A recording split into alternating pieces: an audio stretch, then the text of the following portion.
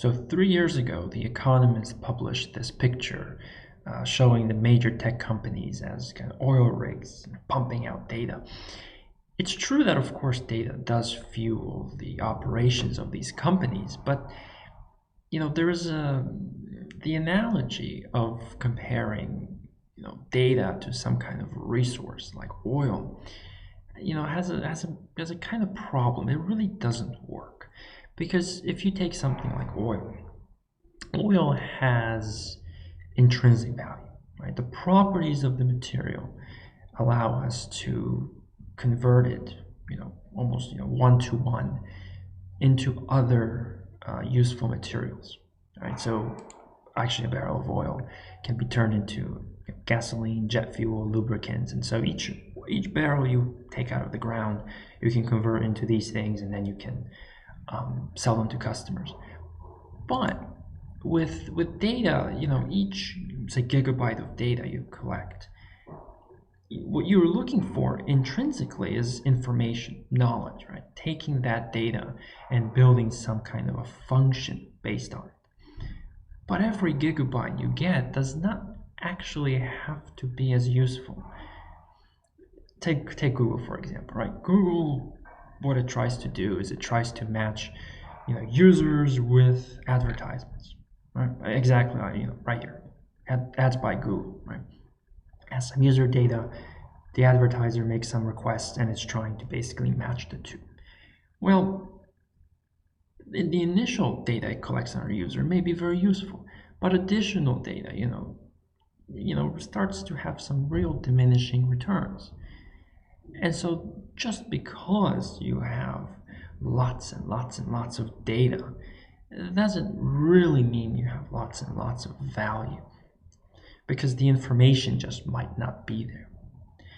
And a good historical example of that is the election of 1936, right, where Franklin D. Roosevelt was running against Alf Landon for the U.S. presidency. And right before this election, there was actually two polls that were conducted. One poll was conducted by the Literary Digest magazine, and it sent out about 10 million polls and got back about 2.5 million responses. Right? And at the same time, there was a man named George Gallup, and he conducted his own poll of about 50,000 people. So you have 2.5 million responses, and you have about 50,000 responses. Except that those 2.5 million responses actually turned out to be skewed because of the way the Literary Digest sent out the polls, depends on who responded.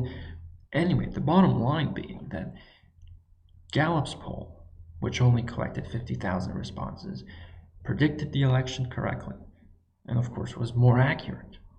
So ultimately, right, when thinking about data and kind of database services, you really want to avoid the mistake of just thinking that, well, the more the better, and big data means big value.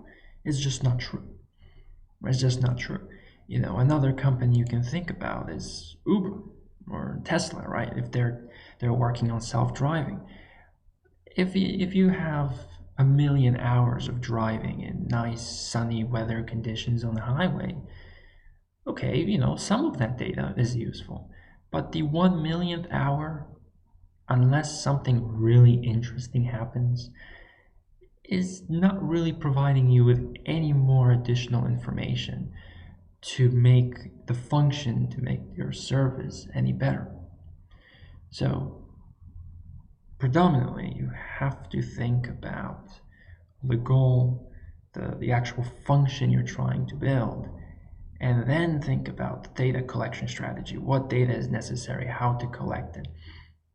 Otherwise, you may just waste lots of time, lots of resources trying to get data where inside of it, basically, there's no useful function, there's no useful knowledge that can then be converted into a useful service, into a useful value producing function.